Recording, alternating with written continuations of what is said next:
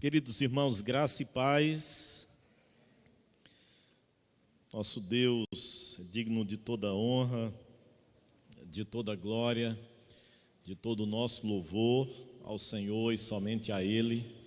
Nós tributamos o nosso culto, a nossa adoração, a nossa oferta nessa noite. Culto, queridos, muito mais do que receber, conquanto o Senhor nos alimente, nos fortaleça e nos instrua através da sua palavra. O momento de culto é o momento de ofertarmos a nossa adoração, a nossa gratidão, o nosso reconhecimento de que Ele é Deus. Claro que agradecemos pelas bênçãos, pelas dádivas que Ele derrama sobre as nossas vidas, agradecemos pela salvação, mas também louvamos ao Senhor porque Ele é Deus, porque Ele é verdadeiro, porque Ele é único e somente a Ele nós devemos tributar todo o louvor e toda a adoração. Nós, queridos irmãos, vamos abrir as nossas Bíblias para a nossa meditação nessa noite e eu quero convidá-lo a abrir a sua Bíblia em Colossenses, capítulo de número 4, nós iremos ler do versículo de número 7 até o versículo de número 18. Colossenses, capítulo de número 4, do versículo 7 ao versículo 18, a parte final da carta. Nós estaremos hoje à noite concluindo a nossa exposição, nosso estudo nessa carta de Colossenses.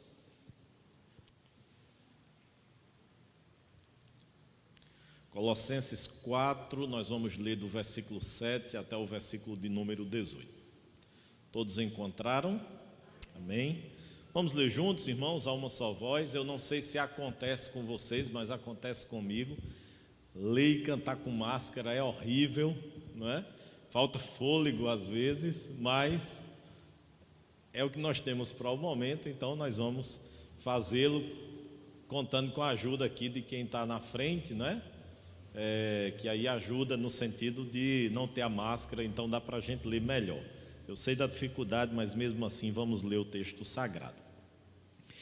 Quanto à minha situação, Tíquico, irmão amado e fiel ministro e conservo do Senhor, de tudo vos informará. Eu vos envio com o expresso propósito de vos dar conhecimento da nossa situação e de alentar o vosso coração. Em sua companhia vos envio Onésimo, o fiel e amado irmão que é do vosso meio. Eles vos farão saber tudo o que por aqui ocorre. Saúda-vos Aristarco, prisioneiro comigo, e Marcos, primo de Barnabé, sobre quem recebestes instruções. Se ele for ter convosco, acolhei-o. E Jesus, conhecido por justo, os quais são os únicos da circuncisão que cooperam pessoalmente comigo pelo reino de Deus. Eles têm sido meu lenitivo. Saúda-vos Epáfras, que é dentre vós, servo de Cristo Jesus, o qual se esforça sobremaneira, continuamente, por vós nas orações, para que vos conserveis perfeitos e plenamente convictos em toda a vontade de Deus. E dele dou testemunho de que muito se preocupa por vós, pelos de Laodiceia e pelos de Herápolis. Saúda-vos Lucas, o médico amado, e também Demas. Saudai os irmãos de Laodiceia e Ninfa, e a igreja que ela hospeda em sua casa. E uma vez lida essa epístola perante vós, providenciai para que seja também lida na igreja dos laodicenses, e as de Laodiceia, lede-a igualmente perante vós. Também dizei a Arquipo: atenta para o ministério que recebeste no Senhor, para o cumprires. A saudação é de próprio punho. Paulo. Lembrai-vos das minhas algemas. A graça seja convosco. Amém. Vamos orar, queridos. Deus, nós te louvamos e te agradecemos por termos a tua palavra e por podermos meditar nela, pregá-la livremente, e rogamos que o Senhor nos dê a bênção nessa noite, a dádiva de sermos iluminados, de ter a nossa mente esclarecida pela tua santa palavra, o instrumento que nos sustenta, que nos preserva, que nos encoraja a prosseguir, somente a tua palavra. Por isso, nos abençoa nessa noite, a todos nós aqui presentes e aqueles que também nos acompanham pelas transmissões, que o Senhor os visite em suas casas e lares e os alimente também através da tua santa palavra. É isso que nós te pedimos, em nome de Jesus. Amém, amém, amém.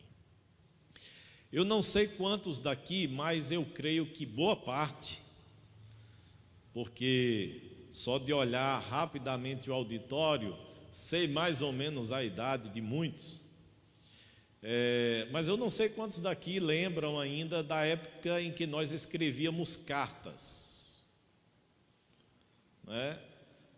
Um familiar distante, naturalmente escrevíamos uma carta, postávamos no correio, aguardávamos dias e dias até que essa correspondência chegasse lá, fosse lida pelo familiar, depois regressasse, e assim era um meio de comunicação utilizado durante muitos anos.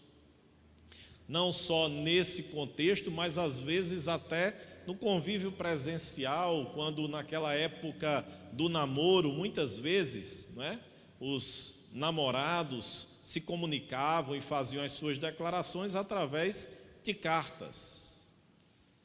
Hoje nós quase que não utilizamos muito essa prática. Nós nos comunicamos durante um bom tempo via e-mail, e até o e-mail hoje está mais escasso, exceto quando é uma informação, uma comunicação mais formal. Nós utilizamos as redes sociais, especialmente os aplicativos WhatsApp, Telegram e outros mais, que são mecanismos, instrumentos utilizados para a comunicação.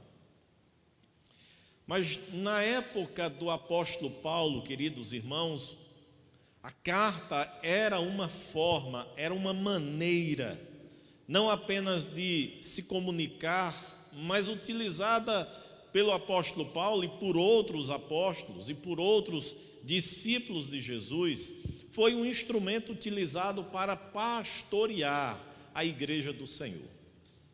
O que é interessante a gente perceber ao término dessa carta de Colossenses é que a estrutura de carta naquela época era bem diferente da nossa. Era bem diferente. A carta daquela época, ela tinha uma estrutura básica, a qual Paulo utiliza com muito rigor, com muita sistemática em seus escritos, uma breve saudação, onde naturalmente ali já se apresentava o emissor, o escritor da carta, naturalmente apresentava os destinatários, uma saudação também muito sutil e breve, e depois já se passava para o conteúdo, o teor da carta, até chegar ao término com as suas saudações finais. E é justamente essa parte de texto que nós acabamos de ler. As saudações finais de Paulo, quando escreveu essa carta à igreja de Colossos.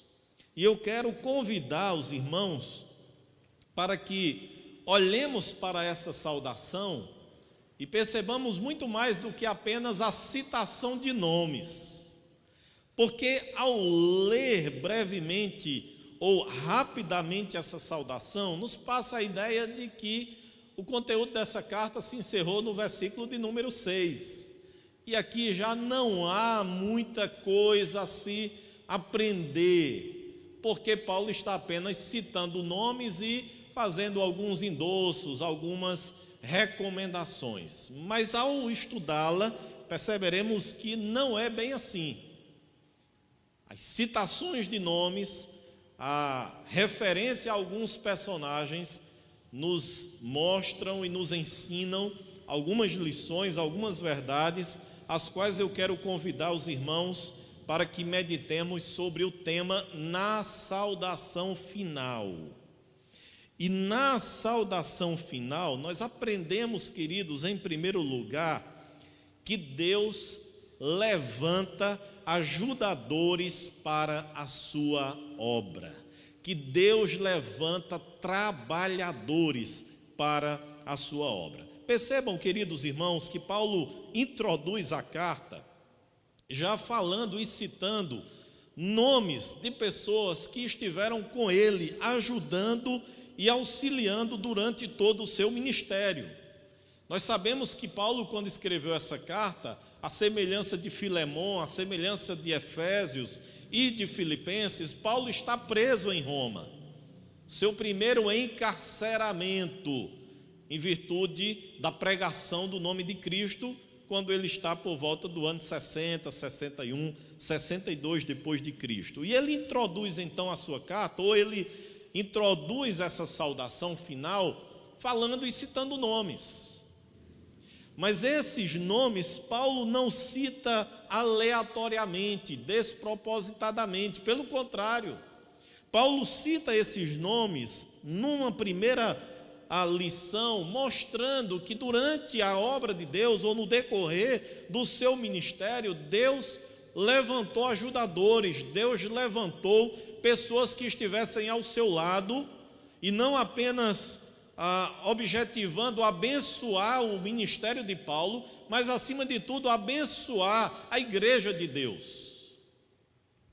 Então vejamos esses personagens. Primeiro, Paulo faz referência a Tíquico, e ele rotula esse homem no versículo de número 7, dizendo que ele é o quê?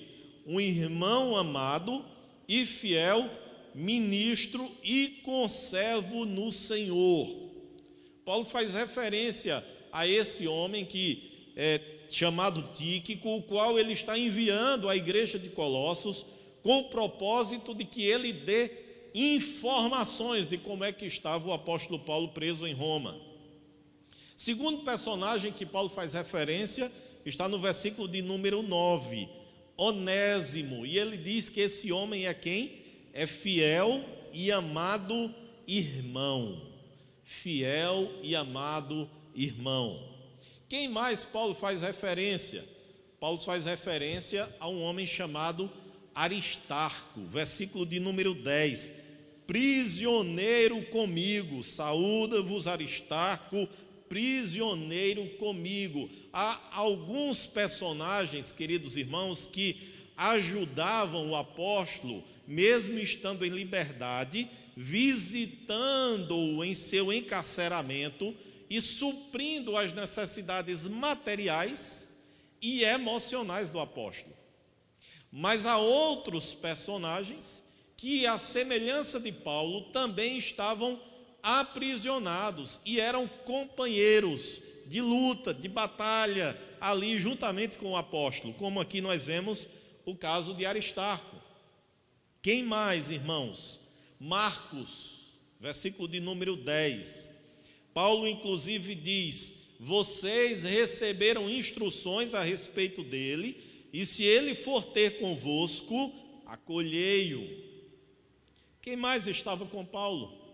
Jesus, o cooperador pessoal do apóstolo, diz o versículo de número 11, e Jesus conhecido por justo, os quais são os únicos da circuncisão que cooperam pessoalmente comigo pelo reino de Deus. Eles têm sido meu lenitivo, eles têm sido bálsamo para a minha alma, eles têm sido instrumentos de Deus para refrigério do meu coração, na certeza de que eu não estou lutando e batalhando sozinho, mas há pessoas aqui comigo.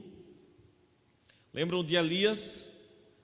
Quando numa situação de profundo desespero, diante da ameaça de Jezabel, ele disse: Senhor, só ficou eu, só restou a minha pessoa. Era um sentimento de que Elias estava ali se sentindo abandonado ou solitário na luta, na batalha de hastear a bandeira do Deus verdadeiro. É quando Deus responde a Elias dizendo que não, que havia ainda 400 profetas, 400 homens que não tinham se prostrado diante de Acabe, de Baal, e que estavam ali também sendo guardados e protegidos pelo Senhor. Paulo então diz: eles têm sido bálsamo, eles têm sido alento para o meu coração. Mas quem estava mais ali cooperando, ajudando Paulo? Epáfras, versículo de número 12: saúda-vos Epáfras, que é dentre vós servo de Cristo. Ora, por que Paulo faz referência? Porque quando ele escreve a carta, Epáfras está lá em Roma. Epáfras, à semelhança de Epafrodito de Filipos, ambos viajaram até Roma para visitar o apóstolo e contemplar em loco o estado do apóstolo Paulo. E agora Paulo, ao escrever a carta, faz referência a Epáfras, esse homem que se dedica sobremaneira pelo bem da igreja, não apenas de Colossos, mas também de Laodiceia e Herápolis. Quem mais estava com Paulo? Lucas, o médico amado, versículo de número 14, o mesmo que escreveu o Evangelho e o mesmo que escreveu o livro de Atos, o médico amado. É interessante, queridos, que quando a gente vê essas citações, a gente percebe nitidamente como Deus sempre levanta ajudadores, como Deus sempre levanta cooperadores, como Deus sempre levanta trabalhadores para o seu reino, para a sua igreja, pessoas que aqui no contexto de Paulo estavam ao lado do apóstolo, ajudando, cooperando com o seu ministério, mas que diretamente ou que consequentemente beneficiava o reino de Deus. Porém, queridos, nem tudo são flores. Há algo que o texto aqui nos faz referência, e a referência que o texto nos faz aqui é a figura de um homem que momentaneamente ou temporariamente foi companheiro e ajudador de Paulo, mas que depois abandonou o apóstolo, e não apenas isto, apostatou da fé. Quem é esse personagem? É Demas. Percebam que Paulo faz aí referência a ele no versículo de número 14, na parte B. Também Demas, depois de citar Lucas, o médico amado. Quem foi esse Demas, queridos irmãos? Esse Demas é o mesmo que, em torno de 7, 8 anos à frente, quando Paulo está numa masmorra em Roma novamente, preso e agora percebendo o final da sua vida, escrevendo a última carta, que é 2 Timóteo, no capítulo de número 4, versículo de número 10, Paulo cita Demas agora.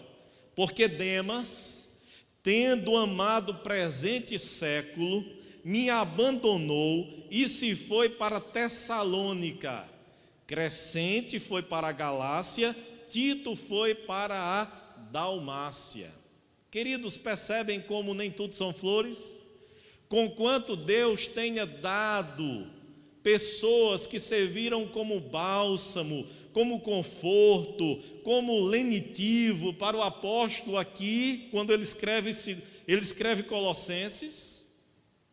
Por outro lado também, Paulo teve que lidar com pessoas que se insurgiram contra ele, que o abandonaram, que o deixaram, e não apenas o apóstolo, mas a própria fé. Porque a referência que Paulo faz é que Demas, tendo amado o presente século, apostatou da sua fé, abandonou a fé verdadeira em Cristo. O que é interessante, queridos, é que o reverendo Augusto Nicodemos, quando comenta sobre Demas, ele diz assim: percebe-se então que havia todo tipo de gente junto a Paulo. Percebe-se então que havia todo tipo de gente junto a Paulo. Havia gente boa, mas havia gente ruim também. Havia gente que iria perseverar, continuar a sua fé e o seu trabalho no ministério, no serviço do reino de Deus, mas havia gente também que iria abandoná-lo. Havia com Paulo aqui todo tipo de gente. Queridos, o exemplo de Demas nos remete à lição de que nem todos que estão na igreja visível são verdadeiramente discípulos de Jesus. Porque Demas não abandonou apenas o líder Paulo. Demas abandonou a fé verdadeira em Cristo e amou o presente século. A igreja visível, queridos irmãos, não é nenhuma garantia de que aqueles que a compõem, que fazem parte dela, são verdadeiros discípulos de Jesus. Mas ao mesmo tempo, com Demas, nós podemos ver claramente que Deus nos coloca pessoas, ou coloca pessoas em sua igreja, em seu reino, em seu trabalho, que servem, que ajudam durante um breve ou um período de tempo, mas depois que podem muito bem seguir em outra direção, seguir em outro caminho, servir em outra comunidade, servir em outra cidade. Porém, irmãos amados, o que nós podemos e devemos lembrar sempre é que Deus levanta e Deus supre as necessidades da sua igreja e sempre levanta trabalhadores, cooperadores, ajudadores. Não à toa o Senhor Jesus nos mandou orar: rogai ao Senhor da seara que mande trabalhadores, porque a seara é grande e os trabalhadores são poucos. É Deus quem manda, é Deus quem levanta, é Deus quem suscita ajudadores, cooperadores, servos, pessoas que estão ali a servir o seu reino e a sua igreja naturalmente. Mas na saudação final de Paulo, queridos, aprendemos em segundo lugar que Deus restaura relacionamentos pelo perdão. Eu quero que você observe comigo agora duas situações aqui interessantes. A primeira está no versículo de número 9, quando Paulo diz: em sua companhia ou na companhia de Tíquico, enviarei também quem? Onésimo, o fiel e amado irmão que é do vosso meio. Eles vos farão saber tudo o que por aqui ocorre. A pergunta que nós devemos fazer é: quem é Onésimo? Quem é esse Onésimo que Paulo está fazendo referência? Esse Onésimo que Paulo está fazendo referência é o mesmo que ele cita na carta quando escreveu a Filemon. E o que era Onésimo e o que Onésimo tinha a ver com Filemon? Filemon, queridos irmãos, era um homem provavelmente rico, um senhor. Eis a razão pela qual, inclusive, Paulo, no capítulo de número 4, versículo de número 1, tratou sobre: senhores, tratem os vossos escravos e servos com justiça e equidade. E ao mesmo tempo, no capítulo 3, Paulo tratou sobre os servos e sobre os escravos. Então, Filemão era um homem rico, que possuía escravos, e que dentre esses escravos, Onésimo era um deles. Mas o que Onésimo fez foi o que todos os escravos almejavam fazer: fugir. Se não havia uma forma breve de comprar sua alforria, a sua liberdade, ou de receber a sua liberdade por meio da bondade do seu Senhor, o caminho era a fuga. E um escravo fujão, quando recuperado ou se recuperado, ele deveria receber penalidades, castigos, por causa da sua insujeição contra o seu Senhor e por causa da sua fuga. Ao que tudo indica, queridos, nessa fuga de Onésimo de Colossos, ele para em Roma, e em Roma ele se encontra com Paulo e conhece o Evangelho de Cristo Jesus e tem a sua vida totalmente transformada. O que é interessante é que Paulo agora resolve enviar Onésimo de volta para a sua cidade e especialmente para o seu Senhor. E na carta de Filemão, no versículo de número 8 ao versículo de número 18, Paulo vai fundamentar a sua decisão de pegar esse escravo fujão e enviá-lo de volta a Colossos e à casa do seu Senhor, quando ele diz o seguinte: pois bem, ainda que eu sinta plena liberdade em Cristo, isso falando a Filemão, o senhor de Onésimo, para te ordenar o que convém, prefiro, todavia, solicitar em nome do amor, sendo que sou Paulo o velho, e agora até prisioneiro de Cristo Jesus. Sim, solicito-te em favor de meu filho Onésimo. Daí a ideia de que Onésimo tenha conhecido o Evangelho através de Paulo quando estava preso em Roma, filho de Paulo espiritualmente, que gerei entre algemas. Ele antes te foi inútil, atualmente, porém, é útil a ti e a mim. Eu te envio de volta em pessoa, quero dizer, o meu próprio coração. E Paulo diz: eu queria conservá-lo comigo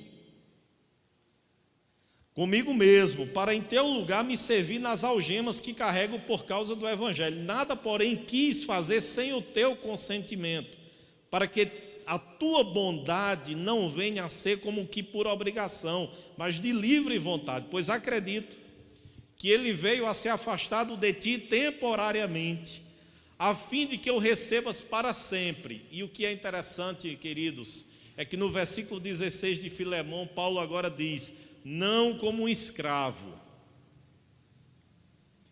antes muito acima de escravo, como irmão caríssimo, especialmente de mim e com maior razão de ti, quer na carne, quer no Senhor. Se, portanto, me consideras companheiro, recebe-o como se fosse a mim mesmo. E se algum dano te fez, ou se te deve alguma coisa, Paulo diz: lança na minha conta. Queridos, o que poderia fazer com que um senhor recebesse de volta o seu escravo fujão e, em vez de colocá-lo no tronco para ser açoitado e castigado, o receberia como um irmão caríssimo, não mais como um escravo, mas como um irmão? Que sentimento seria possível acontecer isso, senão o sentimento de perdão? E é isso, queridos irmãos, que essa carta nos remete, é que relacionamentos podem ser restaurados por meio do perdão sincero e verdadeiro. Mas não é apenas o de Onésimo que nós podemos aprender aqui sobre isso. Há um outro exemplo, e eu quero que você olhe comigo o versículo de número 10. Porque no versículo de número 10, Paulo vai citar uma outra pessoa. E a outra pessoa que Paulo vai citar aqui é Marcos, primo de Barnabé. Parece-nos, queridos irmãos, a uma leitura superficial, algo simples, Marcos, primo de Barnabé. Mas a gente precisa lembrar quem é esse Marcos, primo de Barnabé. Atos capítulo de número 15, a partir do versículo de número 36. Nós lemos que Paulo e Barnabé tiveram uma discussão acirrada, e o motivo foi Marcos, esse mesmo que aparece aqui em Colossenses. Foi João Marcos, o primo de Barnabé. Atos capítulo 15, versículo 36 em diante diz: alguns dias depois, disse Paulo a Barnabé: voltemos agora para visitar os irmãos por todas as cidades nas quais anunciamos a palavra do Senhor, para ver como passam. E Barnabé queria levar também João, chamado Marcos, mas Paulo não achava justo levarem aquele que se afastara desde a Panfilha, não os acompanhando no trabalho. Na percepção de Paulo, Marcos tinha sido covarde, tinha sido medroso, e estava naquele momento inapto para as viagens missionárias. E ele disse: não, Barnabé, nós não iremos levar João Marcos. Aí o texto diz que houve entre eles tal desavença, não foi uma simples opinião divergente, foi uma tal desavença que vieram a separar-se. Então Barnabé, levando consigo a Marcos, navegou para Chipre, mas Paulo, tendo escolhido a Silas, partiu encomendado pelos irmãos à graça do Senhor e passou pela Síria e Cilícia, confirmando as igrejas. Mas agora, queridos irmãos, está Paulo fazendo referência a João Marcos aqui na carta aos Colossenses. É interessante, queridos, que Paulo vai fazer referência a João Marcos novamente na segunda carta dele a Timóteo. Mas ali Paulo está no final da vida. Paulo percebe e entende que os seus dias estão chegando ao final. E ele diz: me traz João Marcos, porque ele me é útil. Ali, Paulo está entre o ano 66 e 67 depois de Cristo. Porém, quando nós lemos a referência de que João Marcos está servindo e ajudando e auxiliando o apóstolo aqui em Colossos, Paulo não deixou para acertar os ponteiros apenas no final da sua vida. Paulo já tinha perdoado e o relacionamento entre Paulo e Marcos já havia sido restaurado. O que é interessante, queridos irmãos, a gente notar é que Paulo tratou nos capítulos e nos versículos anteriores sobre perdão. A partir do versículo de número 12 do capítulo 3, Paulo tratou sobre isso. Perdoai-vos mutuamente ou perdoem, caso vocês tenham motivo de queixa contra outrem. Seria muito fácil Paulo apenas escrever ou falar sobre tal tema. Aqui, queridos, nós percebemos não apenas teoria, nós percebemos prática. De fato, Paulo resolveu perdoar e restaurar o seu relacionamento com Marcos. Ele não estava apenas pedindo que Filemon fizesse isso, ele estava, numa expressão bem popular, cortando na própria carne. Não era apenas recomendar que Filemon perdoasse Onésimo, ele havia perdoado e restaurado o seu relacionamento com João Marcos. Queridos, o perdão é algo vital na nossa vida. E é importante que a gente entenda que o perdão não é apenas um discurso, não são apenas palavras, não é apenas uma declaração: eu não tenho mágoa no meu coração, eu não tenho ressentimento, ou eu te perdoo.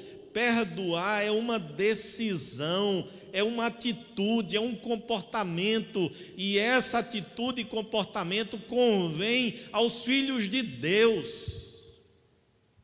Não convém o outro lado, não convém a intriga, não convém a mágoa, não convém o ressentimento, porque isso prejudica muito mais a nós mesmos que nutrimos isso do que outros. Eu não sei se você já se deparou com essa realidade de ter algo que incomoda o seu coração, muitas vezes incomoda mais a você do que aquele que lhe feriu. Mas essa saudação de Paulo, queridos, nos mostra que relacionamentos, mesmo que durante um período tenham sido rompidos, ou tenha tido uma desavença drástica, eles podem ser restaurados por meio do perdão. Porque foi assim que Deus fez comigo, foi assim que Deus fez com você. Deus nos perdoou quando nós não merecíamos o seu perdão. Terceiro e último lugar, queridos. A saudação final de Paulo,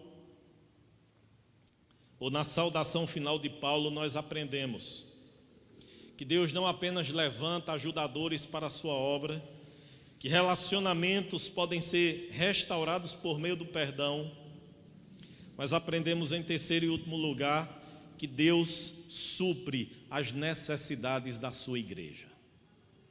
Vamos ver as necessidades aqui da igreja de Colossos. Eu consigo contemplar, queridos irmãos, pelo menos 3 necessidades. A primeira necessidade da igreja de Colossos era de liderança. Na história do povo de Deus, sempre houve a figura da liderança humana. Grave bem isso. Na história do povo de Deus, sempre houve a figura da liderança humana. No Antigo Testamento, nós conseguimos enxergar isso de uma maneira muito nítida nos ofícios de profeta, sacerdote e rei. E não diferentemente, no Novo Testamento, o próprio Cristo, unido a 12 apóstolos, e posteriormente esses apóstolos passando o bastão da liderança da igreja para os presbíteros e diáconos. A verdade, queridos, é que na história do povo de Deus sempre há liderança humana. Deus governa o seu povo através da sua palavra, mas essa palavra ensinada e aplicada por meio de homens os quais Ele mesmo levanta. E aqui, na igreja de Colossos, não era diferente. Havia a necessidade de líderes humanos e Deus levanta esses líderes. A gente já viu aí a referência de Tíquico. E nos diz o versículo de número 7 e o versículo de número 8, que Paulo envia com o propósito de que ele dê informações de como era que estava a situação de Paulo, mas também para alentar o vosso coração, para trazer paz ao coração daquela igreja. No versículo de número 12 e 13, Paulo faz referência a um líder nativo de Colossos, Epáfras. E é interessante, queridos irmãos, que Paulo faz questão de endossar a liderança altruísta, abençoadora, benéfica de Epáfras.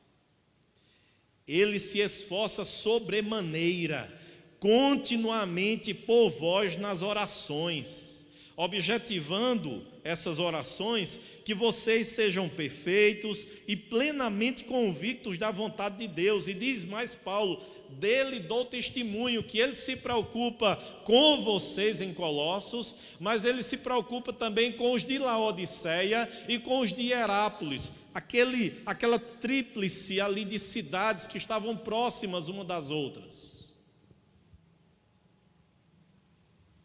E no versículo de número 17, Paulo faz referência a Arquipo. Quem era esse? Provavelmente um pastor, um líder da igreja, que de uma certa maneira por um motivo ou outro, estava se sentindo desestimulado no seu ministério. Estava se sentindo desencorajado no seu ministério. E Paulo então diz: também dizei a Arquipo, atenta para o ministério que recebeste, para o cumprires. Muito semelhantemente, Paulo faz quando escreve a sua carta a Timóteo. Ele diz a Timóteo: reavives, Timóteo, o dom que há em ti. Ou seja, não se desanime, Timóteo, diante dos que desprezam o teu ministério, aqueles que julgam pela tua juventude. Pelo contrário, Timóteo, reavives o dom que há em ti. Cumpra, Timóteo, o ministério, o dom que Deus te deu. Semelhantemente, ele faz aqui com Arquipo, que por uma situação ou outra, desencorajado, desestimulado, Paulo diz: Arquipo, se anima, cumpra o ministério que Deus te deu. Queridos irmãos, Deus estava suprindo a necessidade de liderança da igreja de Colossos. Segunda necessidade, a necessidade de estrutura. Observem o versículo de número 15: saudai os irmãos de Laodiceia. E aí Paulo faz referência a uma mulher chamada Ninfa. Quem era Ninfa? Ninfa provavelmente era uma mulher rica, que tinha uma casa grande, e que essa casa ela dispôs para que a igreja pudesse se reunir. Queridos, essa estrutura de templos, de catedrais, isso só veio a acontecer a partir do 6º século depois de Cristo. Nos primeiros 5 séculos, especialmente no 1º século, onde havia ainda a figura da sinagoga, não havia essa estrutura de templos, de catedrais. E a igreja não podia se reunir ao relento, exposta à chuva, ao calor, à poeira. De modo que Deus sempre supriu a necessidade estrutural da sua igreja. Quando a gente se recorda da igreja de Filipos, a gente lembra que Lídia, vendedora de púrpura da cidade de Tiatira, também acomodou aquela comitiva missionária de Paulo, Silas e Timóteo, e na casa dela também a igreja se reunia. É por isso que Atos dos Apóstolos diz que os primeiros cristãos se reuniam de casa em casa, mas se reuniam também no templo.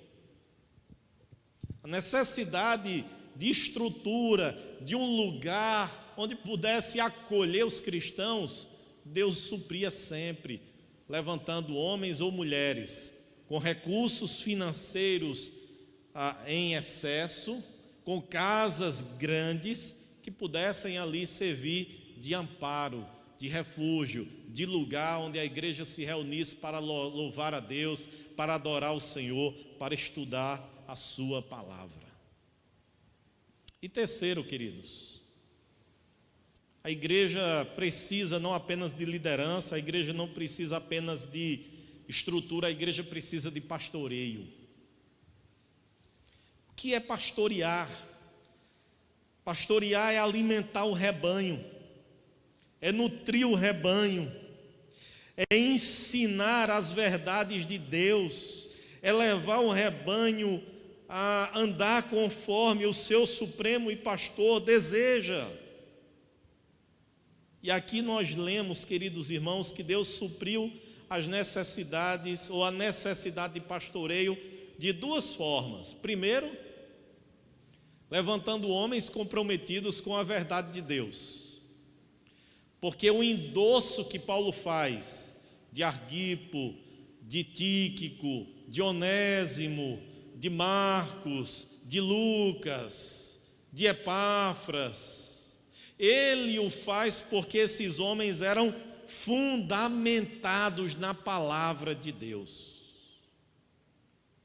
Mas há algo interessante, é que o pastoreio, ele agora não é apenas feito por meio de homens, mas agora é feito por meio da palavra escrita de Deus. Se você olhar comigo o versículo de número 16, Paulo diz: e uma vez lida essa epístola perante vós, providenciai, para que também seja lida na igreja dos Laodicenses, e a de Laodiceia lede igualmente perante vós. Os irmãos podem perguntar: pastor, onde é que há essa carta de Laodiceia? Não se tem, não se preservou. E por que não se tem? Por que não se preservou? Porque Deus, em sua soberania, não aprove preservar esta carta.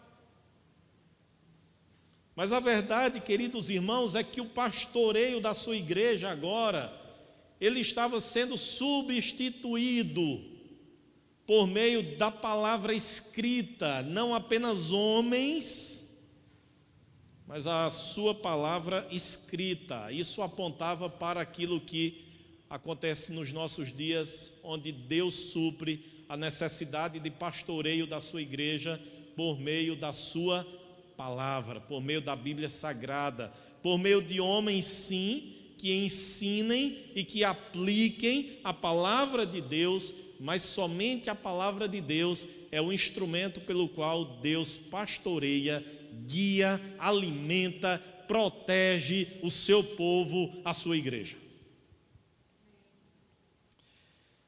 Queridos, qual é a necessidade da igreja? Poderíamos perguntar qual é a nossa necessidade, a necessidade da igreja presbiteriana de Monteiro ou a necessidade da igreja do Senhor Jesus. Se temos as necessidades da igreja, podemos fazê-lo, mas sempre lembrando que o Senhor Deus, que é o dono da igreja, que foi quem deu a sua vida pela igreja, Ele há de suprir cada uma das suas necessidades. Seja ela estrutural, seja ela de liderança, seja ela de pastoreio, Deus sempre supre as necessidades da sua igreja. Tolice nossa pensarmos em duas direções. A primeira é que a privação do nosso serviço, da nossa contribuição, do nosso trabalho, prejudicará o desenvolvimento da igreja do Senhor. Tolice. Porque se eu não fizer, Deus levantará outro. Se eu não contribuir, Deus providenciará de outra forma. Se eu não dispor o meu tempo, o meu talento, o meu dom para servir ao Senhor, Deus levantará outros, de modo que as necessidades da sua igreja sejam supridas, e nós, que nos furtamos, é que perderemos. Tolice outra também, pensar na direção de orgulho ou de soberba. A igreja está andando, a igreja caminha por minha causa. Está vendo como eu que sou bom, como eu que sou indispensável? Tolice. Tolice. Nem devemos, queridos, pensar que a ausência do nosso trabalho, da nossa contribuição atrapalhará a igreja do Senhor, nem por outro lado, quando somos instrumentos de Deus para o suprimento das necessidades da sua igreja, deixar o nosso coração ser cheio de vaidade, de orgulho, de soberba, de presunção. Somos apenas instrumentos, e é um privilégio quando Deus nos torna úteis em seu reino, quando outrora nós éramos inúteis. Paulo então finaliza sua carta no versículo de número 18, dizendo que usou sim a figura de um amanoense. E o que é um amanoense? Amanoense é a figura de um secretário pessoal. Daí alguns interpretarem e sugerirem que a expressão que Paulo utiliza em 2 Coríntios, do espinho na carne seja alguma deficiência visual de Paulo. Ninguém sabe ao certo. Mas por quê? Justamente porque Paulo, em suas cartas, sempre fazia uso de um amanuense. Era um secretário que Paulo ia ditando o texto e ele ia registrando e escrevendo. E nessa carta ele diz: a saudação é de próprio punho. Eu mesmo estou escrevendo a saudação. E ele diz: Paulo, lembrem-se das minhas algemas. E finaliza com um desejo, uma petição: a graça seja com vocês. Queridos irmãos, que tenhamos nessa noite aprendido com a saudação final de Paulo, que ele sempre levanta ajudadores para o seu reino, que ele restaura relacionamentos por meio da prática do perdão, e que ele, Deus, sempre supriu, supre no presente e suprirá todas as necessidades da sua igreja. Eu testemunho, queridos, para finalizar, dizendo que dia 18 de março de 2020, eu gelei, quando o conselho da igreja tomou a decisão de suspender as atividades presenciais. E pensei, não apenas em mim, mas em tantas outras coisas que dependem financeiramente da igreja. Como serão os próximos meses? Como serão os próximos dias? Como faremos para que a igreja continue contribuindo e ao mesmo tempo honrando os seus compromissos?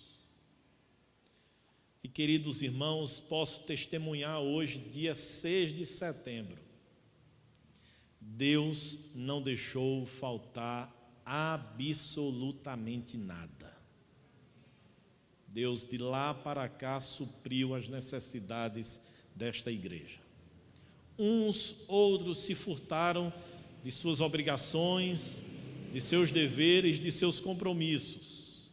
Mas por outro lado, Deus levantou outras pessoas.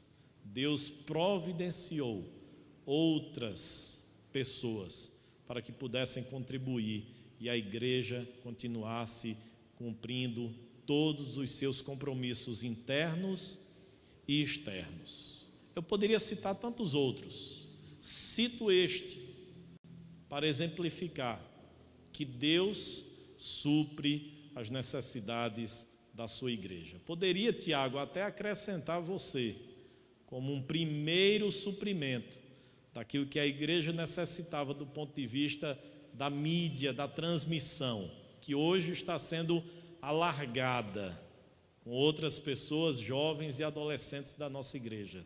Por quê, queridos? Porque Tiago veio de Recife justamente em 2020, porque Deus tinha um propósito na vida dessa igreja e na vida dele aqui entre nós. E é assim que Deus faz com a sua igreja, irmãos. Deus sempre supre as suas necessidades. Não deixemos que absolutamente nada aflija o nosso coração, mas confiemos e tenhamos a certeza de que Deus tem cuidado e Deus continuará cuidando da sua igreja. Que Deus nos abençoe. Amém, queridos irmãos. Vamos orar? Vamos agradecer ao Senhor pelo cuidado, pelo amparo, pela provisão, pelo sustento que Deus tem nos dado. Agradeça a Deus, porque a despeito desse tempo tão difícil que a gente tem vivido, Deus tem abençoado sua vida, Deus tem abençoado sua família, Deus tem mantido seu emprego, Deus tem abençoado seu comércio, Deus tem dado saúde à sua vida e tem preservado. Agradeça a Deus. E agradeça a Deus por essa igreja, porque também nesse período essa igreja tem sido e foi instrumento para fortalecer a sua vida, para pastorear você, para alimentar você nos dias difíceis em que nós passamos e ainda estamos a passar. Agradeça a Deus e louve ao Senhor e ore para que você seja um instrumento de Deus nessa igreja, para que você seja uma bênção de Deus na vida dessa igreja.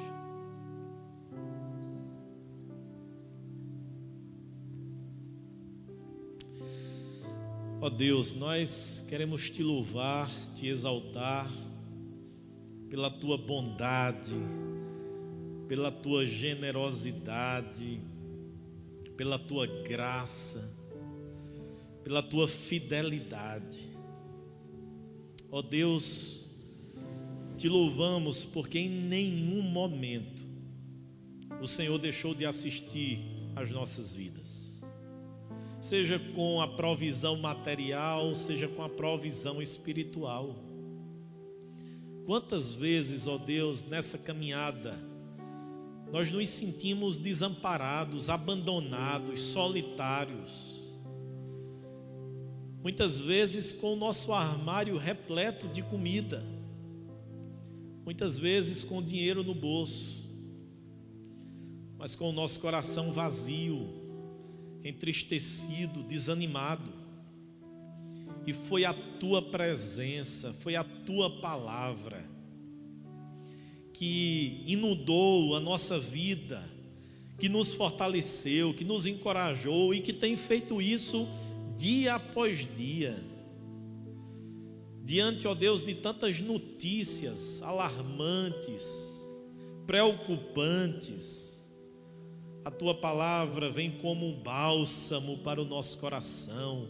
A tua palavra despeja alento, despeja paz, despeja segurança na nossa vida,